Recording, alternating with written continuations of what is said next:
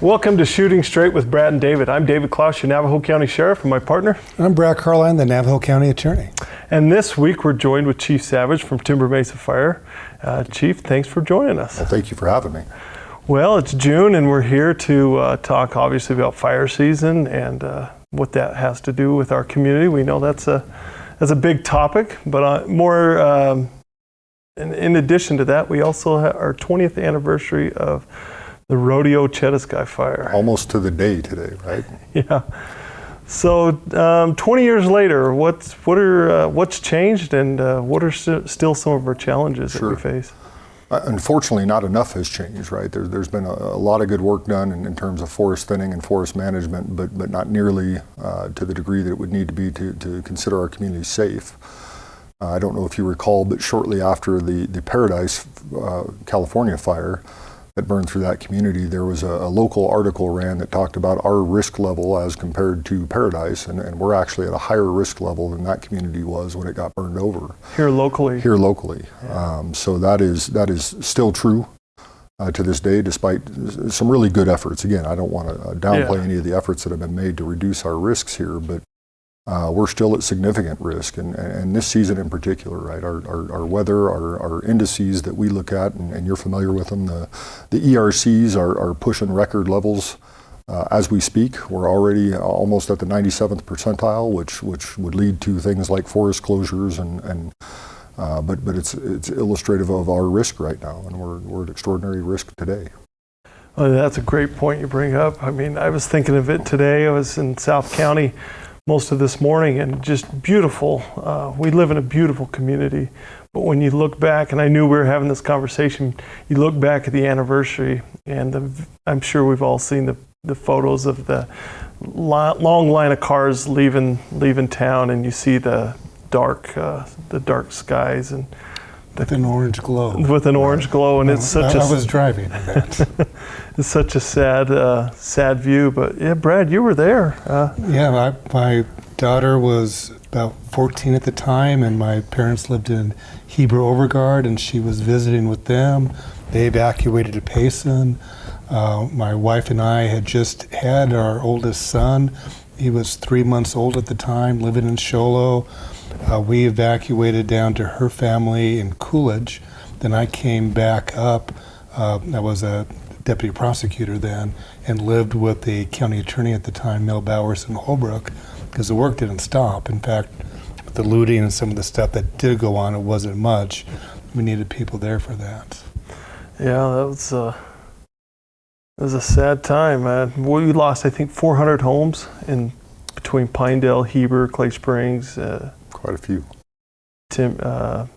Timberland Acres. I think those were some of the hardest hit. Right.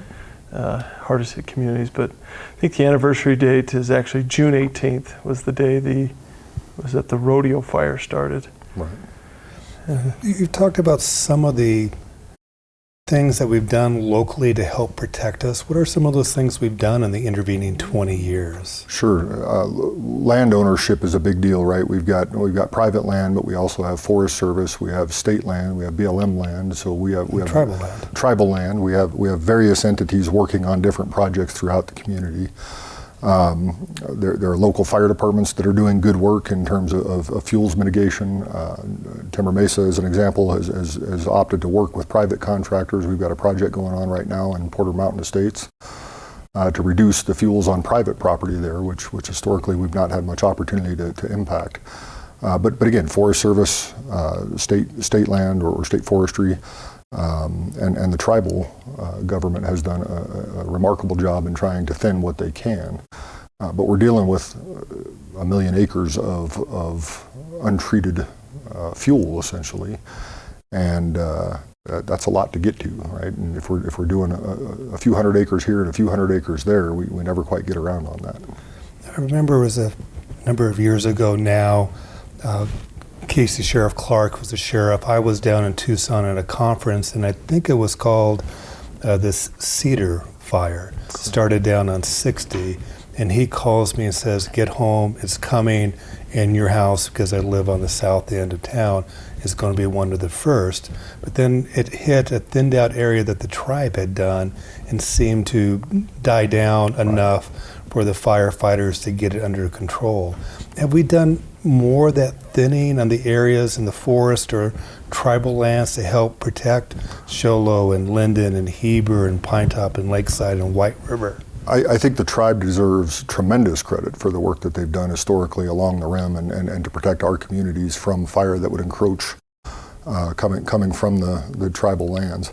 It's interesting you bring up the Cedar Fire. I was actually the first incident commander on there.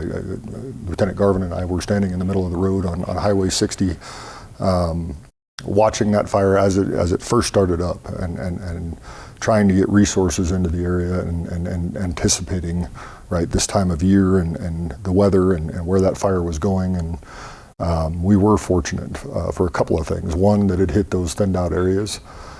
Two, that we got an unusual north wind on I don't remember which day, third, fourth, fifth day of that fire that took the head of the fire and pushed it down the other direction away from town. And that's nothing short of a blessing, nothing short of a miracle. That doesn't happen that time of year, right? Our prevailing winds are out of the southwest, and they stay out of the southwest.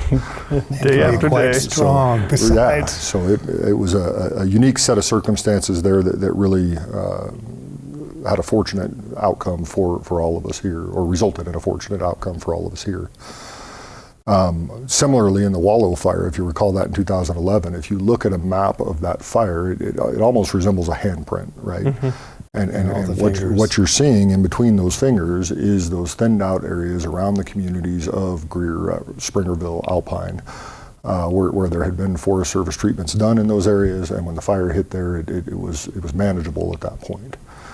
So I can't overemphasize the importance of thinning and of prescribed fire. So Go ahead. I was going to say, talk about thinning. You get that's a great perspective or analogy to talk about. What do homeowners do to protect here, and what do forests, or what is the tribe doing so well that does it? Is it just clearing off the ground, or is it cutting trees, or, I mean? Yes and yes. I think, unfortunately, we have a misperception of what this forest should or would look like in its natural state. If you look back at the pre-settlement time period in the White Mountains of Arizona, we know that there were 80 to 100 trees per acre. We have acreage on the mountain now that holds 800 to 1,000 trees, or 10 times the amount of trees that would have been there in the natural environment pre-settlement. We live in a fire-dependent ecosystem. The Ponderosa forest is a high desert arid forest. It depends on fire on a regular basis to come through and clean it out so that the forest can preserve itself. 100 or more years ago, we started suppressing those fires. We saw fire as a threat not only to our community but to our industry. Timber, lumber was an industry, and to protect that industry, we started putting out fires 100% of the time, and that was not healthy for this fire-dependent ecosystem.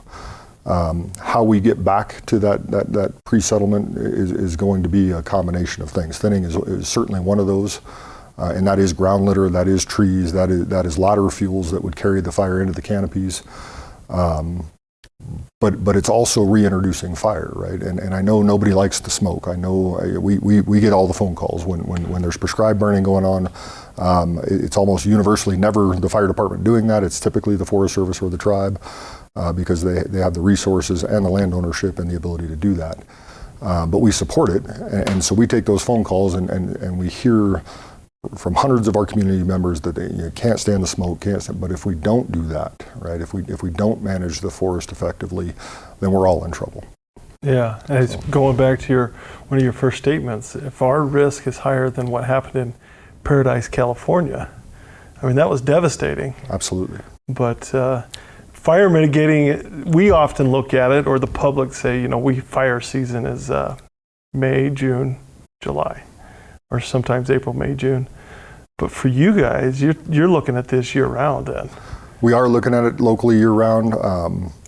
We cooperate. The fire districts, fire departments in the area are all cooperators with the state. We deploy nationally, so we kind of follow that risk around. Once the season is over here, and roughly July 4th or whenever the monsoons start, then we'll start to deploy resources all over the western United States and sometimes other places. Right, we've been in Tennessee and North Carolina and other places here in recent years. And we kind of follow that risk around. Why do we do that? Because we need those same resources delivered to our area, right? When the risk isn't in the upper Northwest, when those units can deploy down here and assist us. So that's kind of how the whole thing works across the nation.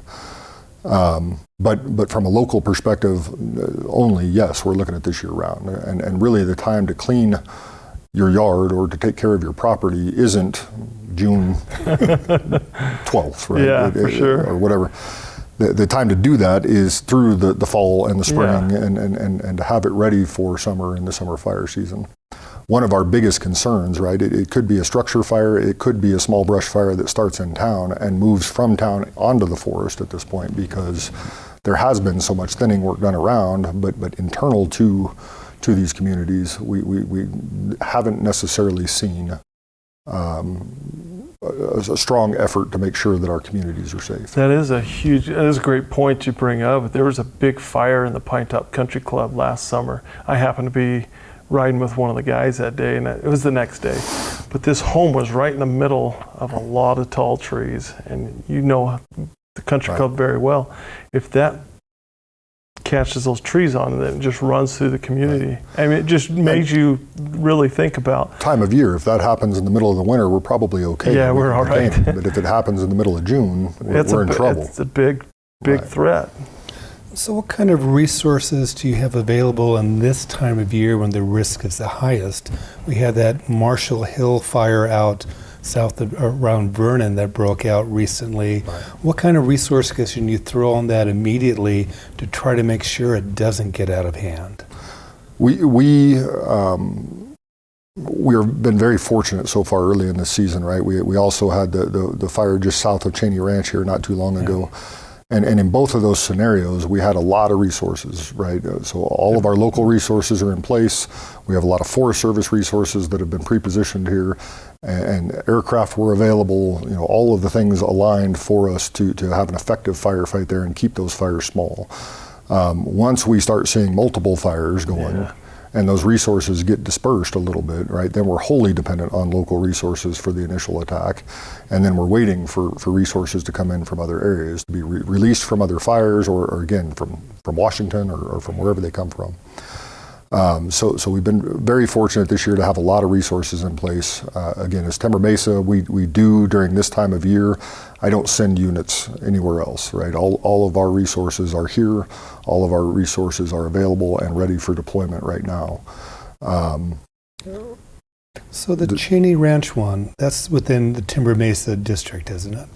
Or is it just out? I'm not sure if that was on tribal land or if that was just this side of it, but it was in that area. Yeah. If it starts within your district, do you take command of it, or how does the command structure work? Initially, the way the command structure works for the fire district is the initial arriving officer, right, the captain or battalion chief, will serve as the initial incident commander. We know that this time of year, we're going to be calling in a lot of resources really quick. That includes incident management teams. And so as soon as those, either a senior officer or an incident management team would arrive, then command would be transferred to that senior officer or the incident management team. I know you've talked before that you have wildland firefighting experience. Do your other commanders and battalion chiefs have that too? Yes. So they have a better idea of how to manage one of these wildfires? Yes, all of our personnel are wildland certified. Most of our incident commanders have extensive wildland background. I served on a hand crew years ago, and to the point of crew boss. I've got battalion chiefs who are higher up in incident management teams, division supervisors, and incident command type 3 and 4 folks that are on staff with the organization. We're very familiar with the wildfire response, wildfire incident command. And at what point do you give up control and one of these big incident commands from out-of-state typically come in and take over and run it? As quickly as I can. They really are equipped. They're an established team with established roles that do this stuff all the time. Right? They're very good at what they do. And so if I've requested a team, I'm going to give it to them as soon as they get here. Right? And there's a transitional period, usually 24 hours, where they'll shadow us and what we're doing, and then take over the incident. So what is the trigger that you look for to let you know it's time to call in one of those outside teams? Incident size and incident complexity. I know roughly what my operational capabilities are here locally, what we can manage, right? And frankly, as a smaller fire district, I know for this area we're the largest fire district in the area, but it really is a smaller fire district, right? 5 stations, 5 crews deployed daily. A second alarm structure fire, it kind of stretches our resources, right? We're already calling in people from other agencies. On a large, fast-moving wildfire, we're tapped out almost immediately, right? We've got everything that we can assign to the incident, and we're calling for additional resources. I can't tell you that there's a specific, at 10 acres we call a team in. It really does depend on. It's kind of the old shit factor. All the incident factors. You know when you know, right? Yeah. So a day like today, right? It's warm. The wind is blowing. If we get a fire that's pretty well established and we're not making progress on that fire in the first 10 or 15 minutes, I'm calling everybody. We've got a very good relationship with local Forest Service representatives, local state forestry representatives. We're in constant communication with them throughout this time of year, and if a fire breaks out, I'm fine if they're on the initial dispatch. Let's get them there and let's do what we can do as quickly as we can do it. Yeah, I'm gonna say incredible job. The last 2 fires we've had, 2 weekends in a row, I believe, and it's in a matter of just a couple, 3 hours, and we're all kind of let your guard down, not let your guard down, but you're kind of like, all right, this thing's gonna get under control here shortly, which is We're in good hands. We appreciate what you do for us. Now we just hope that everybody in the area and that comes visit us uses some fire safety sense and doesn't start it. And thank all of you for joining us this month for Shooting Straight with Brad and David. And please stay tuned for this month's Most Wanted. Trenton Van Cleve has numerous valid and confirmed warrants. Trenton is also an absconded sex offender. Trenton's last known address was Heber, Arizona, but is known to frequent the Holbrook area. If you have any information on the whereabouts of Trenton, please call Navajo County Communications Center at 928-524-4050, or to remain anonymous, please call WeTip at 1-800-78-CRIME.